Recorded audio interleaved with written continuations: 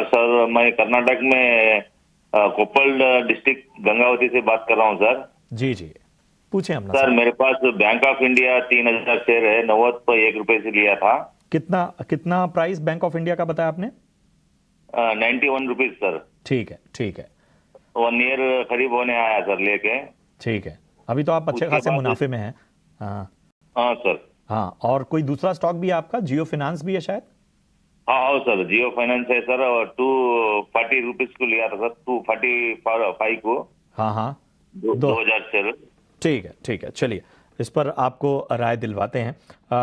सबसे पहले bank of India पे तो खैर हमने राय से पहले भी दिलवाई है। ज़रा जियो फाइनेंस पे एक राय ले लेते हैं। गौरांग सर, 250 की खरीद जियो फाइनेंस क्या करना चाहिए? 2000 शेयर। देखिए अभिषेक, पहले तो जब ये कारोबार रिलायंस के तहत था, उसके बैलेंस शीट के तहत, और आज के तारीख में भी रिलायंस इंडस्ट्रीज पर हमारी खरीदारी की राय है।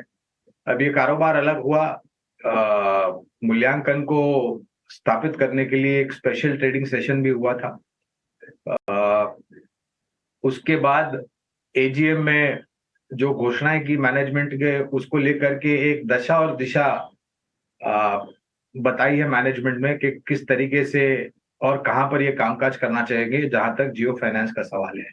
अब दिक्कत ये है, हम जैसे बुनियादी तर्क के आधार पर जो विशेषज्ञ है कि आंकड़े हमारे पास नहीं, क्योंकि कामकाज अभी तो अनुमति मिलेगी और फिर कामकाज शुरू होगा।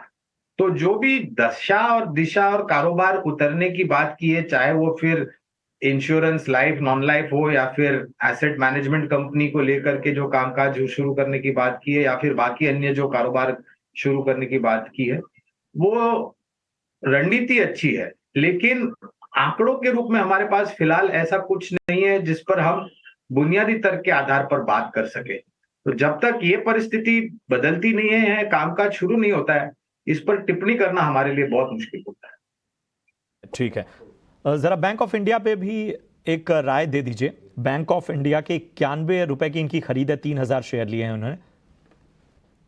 देखिए हमारे तरफ से तो बैंक ऑफ इंडिया में कम करने की या फिर बिकवाली या बेचने की राय है।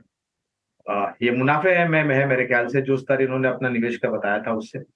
और इसकी तुलना में अगर परिवर्तन के रूप में दूसरी कोई सरकारी बैंक अगर हमें पसंद आती है, तो दो नाम मेरे जहन में आते हैं। एक तो है इस देश की सबसे बड़ी bank state bank of India, या फिर दूसरी एक उतनी ही बड़ी बैंक लेकिन दाम में थोड़ा कम, पीएनबी, यहाँ पर निवेश कर सकते हैं। या फिर निजी क्षेत्र बैंक में एक बैंक है जिसका नाम है फेडरल बैंक, ये चाहे तो यहाँ पर भी परिवर्तन कर सकते हैं। ठीक है, तो परिवर्तन कर सकते हैं आप अपनी होल्डिंग्स में। मुनाफा हो रहा है, उससे निकल जाएं और फेडरल बैंक में भी अपना मुनाफा आप शिफ्ट कर सकते हैं।